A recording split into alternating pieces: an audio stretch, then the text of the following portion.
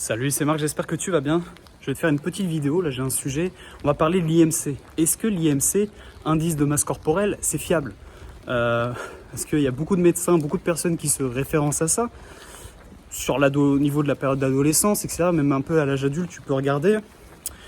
Mais c'est bullshit en fait. Je vais t'expliquer un petit peu pourquoi. Parce qu'en fait, c'est une courbe qui est donnée en fonction de ta taille, en fonction de ton poids et ton âge. Sauf que ça, c'est par rapport à la norme. On a pris un échantillon de personnes et puis on a regardé en fonction de l'âge, on a fait une moyenne. Voilà, alors lui il est en bonne santé, lui il est en pas bonne santé, lui il est en surpoids, lui il est en mauvaise santé, etc. Si je te prends deux personnes, on va prendre Pierre, on va prendre Paul. Pierre, 1m90, 100 kg. Paul, 1m90, 100 kg. Ils font exactement la même taille, ils ont le même âge, ils ont le même poids. Mais Pierre a 9% de body fat, il a donc uniquement que 9 kg de gras.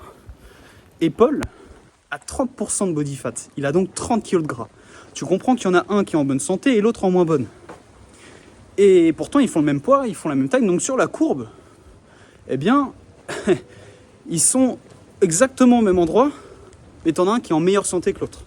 En fait, ce qu'on ne prend pas en compte, c'est le taux de masse grasse et le taux de masse musculaire. Et ça, c'est deux indicateurs qui sont quand même fondamentaux.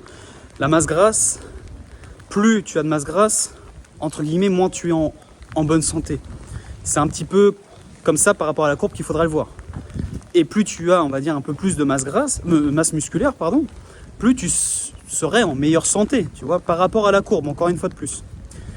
Et ça, c'est pas pris en compte. C'est pas pris en compte, voilà. Donc, ne t'inquiète pas, si c'est marqué que tu es en surpoids, faut surtout pas en fait prendre en considération ces conneries, quoi. Voilà, parce qu'il y a des personnes qui sont soi-disant dit en surpoids, alors qu'en fait elles sont peut-être un peu plus petites de taille, par contre elles ont une grosse masse musculaire. À l'inverse, ça fonctionne aussi à l'inverse.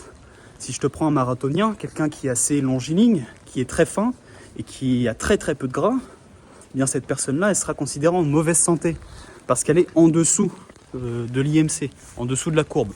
Alors que pourtant elle fait des performances sportives, elle se sent bien, tu vois, elle n'a pas de problème en particulier, mais par rapport à la courbe, par rapport à la norme, eh bien elle est considérée en mauvaise santé. Voilà. Donc ne te compare pas sur ce genre de graphique, ne te compare pas à la masse, mais regarde-toi, qu'est-ce que tu souhaites obtenir comme performance, si tu es vraiment un sportif engagé qui souhaite performer, et regarde un petit peu ton pourcentage de masse grasse, de masse musculaire, quel objectif tu souhaites atteindre, mais ne te référence surtout pas à ce genre de conneries, quoi.